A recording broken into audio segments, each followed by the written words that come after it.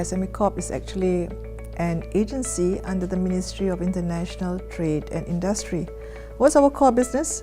In actual fact, what we do is we oversee the development of SMEs here in Malaysia, looking into not only their capacity building needs, but also in terms of their financial needs. And here also we provide a policy role in that we make sure that our SMEs are able to survive within an ecosystem that is conducive for SMEs. In SME Corp, we use the national standard definition of SMEs, and we divide them into two categories. The first category is for the manufacturing sector, and for the manufacturing sector we define SMEs as those companies with sales turnover of not more than 50 million ringgit, or they have got full-time employees of not more than 200. For the services sector, we defined our SMEs as those companies with sales turnover of not more than 20 million ringgit, or they have got full-time employees of not more than 75 workers. Now, these two definitions helps us to plan and to create policies for SMEs in the country. Now, what's important is really how does we categorize in looking into those subsectors. For SME Corp, our business is to make sure that all economic sectors of SMEs can survive and they are all into business. Only two categories that we do not oversee or look into, and that is finance as well as insurance. All other economic sectors are under the purview of SME Corp Malaysia, as well as also all the different ministries and agencies in Malaysia. In this new economic world, to do a business is sometimes not just a choice, but a preferred choice. And I'm saying that because today, getting a job is not as easy as it was before, right?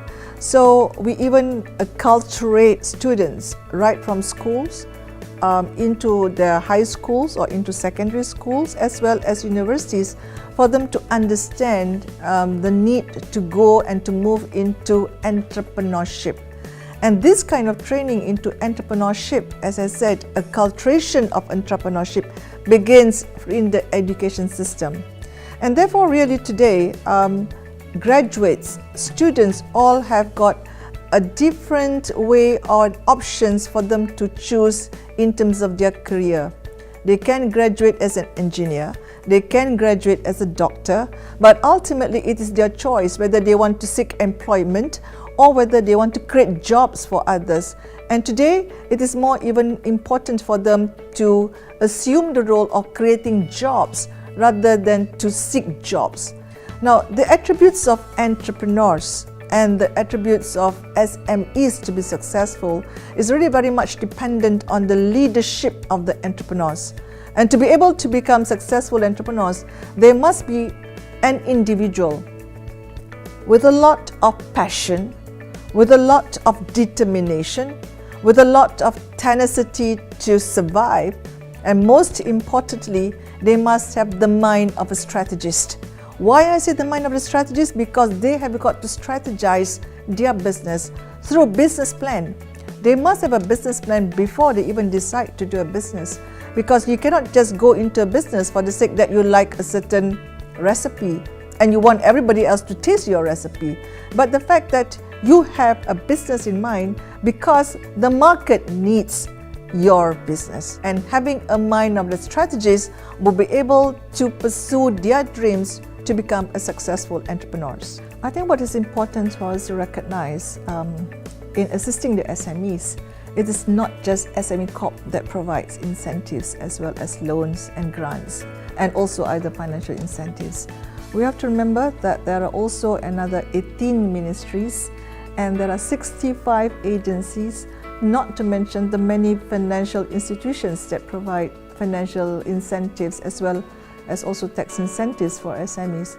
I just want to bring you to two important books that we have. The first book is about the financing scheme for SMEs here in Malaysia. And if you were to open this book and you get into the text of it, there are 94 different types of loans that are available for the SMEs, not just provided by the banks, but also provided by the various ministries as well as also agencies. In addition to the 94 types of loans, there are 8 types of grant schemes, 8 types of venture capital schemes, as well as also you can see also in this book that we have also a different kind of guarantee schemes, which is more than 14 types of guarantee schemes that are given by the government.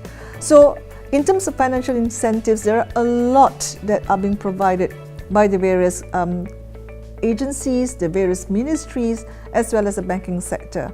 I would like to urge everyone to have a look at this book, Financing Scheme for SMEs in Malaysia, or if you don't have a book like this, you can just log on and open an app, which is SME Corp app. And from that app, you actually can find all information about 94 loan schemes, 8 grant schemes, 8 venture capital schemes, as well as 14 guarantee schemes. In addition to that, I also want to share that when you talk about incentives, there is fiscal and non-fiscal incentives. And here I mean also tax incentives. And there are various tax incentives that we have already in place, put in for the SMEs in order to create what you call a conducive business environment for our SMEs. Now, this information about tax incentives for SMEs is also available under the SME Corp app. So please do download those apps, because in that app, you will find different types of incentives like pioneer status for SMEs. For example, investment tax allowance and accelerated capital allowance, etc. We also have in this book incentives for the manufacturing sector and also incentives for the services sector. There are a whole host of incentives, more than 12 types of incentives, tax incentives in this case, that a lot of SMEs can enjoy in doing their business. And they know all the different types of financing schemes for SMEs in Malaysia. I would say they are ready to do their business.